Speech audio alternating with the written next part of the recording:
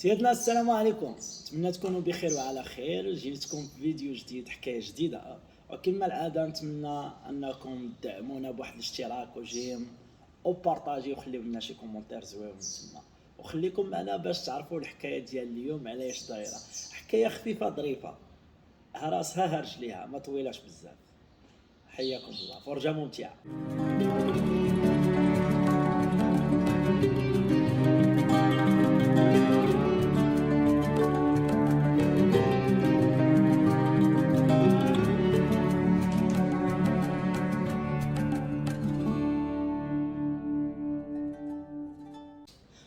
كان يا مكان حتى كان الله في كل مكان، حتى كان الحبق والسوسان، والملك مالك الرحمن، ونزيدو نصليو على نبينا العدنان. يا سادة يا كرام، هذا شحال مطور كان تيملك دار القصر بالمنظر تتبهر. هذا اللي داز وشاف وعلى جنابها طاف، ولكن اللي كتب له ودخل عينيه توحل في السقف وفي الجناب وفي عجيب الابواب، حيت كل صانع فنان ما خلف جهدو من الزخارف والالوان، وعاد زيد قصص وصناف الورد. المهم قطعه فنيه يعجز يوصفها اللسان. هاد الدار العجيبه يا ساده يا كرام عملها جحا من زهد الناس الكبار، بحيث ولا مصحاب الاموال وكان كل شيء على وناس تعوان. يوم من الايام دخل عنده واحد من العيان، غير شاف ما شاف صبح متيم وولهان، وهو يقول لجحا هاد الشي عندك تيفتن، واش تبيع ولا ترهن؟ جاوبو جحا وخال يا سيدي، الحاجه اللي ما تتباع ما تشرى حرام، والرهن ما يحقق الدوام، واخا كلمه نبيعها عمرها كانت عندي في الاحلام. يلا هايدي التاجر يعطيه في الثمن، وشحال يرفض، ومن الهضره حتى دخلوا المعقول والصح. شويه جحا حس بالثمن بحال طاح عليه من السما، بحيث قبل يبيع وفي نفس الوقت ما سخاش بالمكان.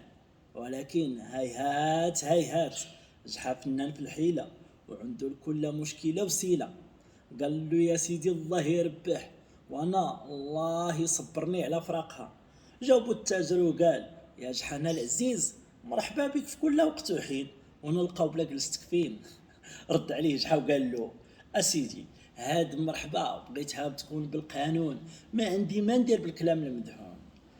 جاوبو التاجر وقال مرحبا، نشوفوا اللي يعزف لك القانون.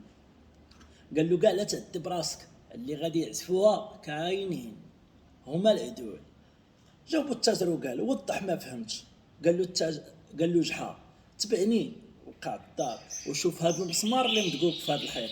قال له راني شفتو. قال له يعني مبروك عليك الدار الا هذا المسمار. قال له التاجر هذا المسمار وكان؟ قال له كان، ولكن كل شيء توثق عند العدول. قال له التاجر غدا يوصلك فلوسك. وجاوبو شحال غدا نخويك دارك وعافاك تهلا ليا في المسمار. قبل ما نكمل حكايتي يا ساده الكرام، ما تنساوناش بواحد لابوني وبارطاجي واحد كومونتير. ساده يا كرام، هذا مكان من قصة المكان اللي تباع، وخبار وشعبي الكبير والصغير، والتاجر فرحتو ما ليها ندير. غير داز القليل من الايام وشحال قصد دارو القديمه في نجول الظلام، وهو هاز في يديه الطرف ديال الجيفه تجيف بريحتها الكريهه، اللي ما ينفع معاها لا طيب ولا كاع انواع الريحه. ايوا الخدام حل وجحا دخل، والتاجر وحل منين شاف جحا قاصد المسمار وعلق فيه داك الطرف ديال الجيفه ودلاها. ومنين التاجر تارو استنكر قال له جحا تفكر يا صاحبي باللي وصيتك على المسمار نعلق فيه الغزال ولا الحمار. ايوا مسكين التاجر بردلو الماء في الركابي، بقى على يديه ورجليه حتى دخل لبيتو، تقول ضربو عفريت مرض الشهر بالتمام. غير دازت ايام وهو يعاود شحال فعلتو، والتاجر يتفقس ويعبس، ومنين طلع له الدم وصلت فيه العظم قصد قاضي البلاد. والقاضي قدام سير العباد حكم لصالح جحا، بحيث العقد صريح والمسمار صحيح ما يطيح. ايوا ما بقى عند التاجر مسكين غير حل يتهنى ويفك عليه هاد المحنه. قال له جحا بشحال تبيع؟ قال له بالثمن اللي شريتها به منك. قال له ما نعطيك حتى ربعه. قال له كاين اللي يشري. قال له جحا الله يربح، التاجر جديد المسمار تابعو، وبالفعل حتى واحد ما قدر يشري داك الدار. ايوا هنا التاجر مسكين باع الدار اللي خردلاتو بالطرف شنق، حتى ولا قريب يولي حمق، وما في لسانو غير الدار، المسمار المسمار الدار. وهكا يا سادة يا كرام، جحا رجع دارو القديمة بفضل المسمار، وبقات متلا على سير ليام، فهمة وكلمة بالمعنى واضحة، ولكل زمان صالحة. مسمار جحا حكاية عمرها ما تتبحى.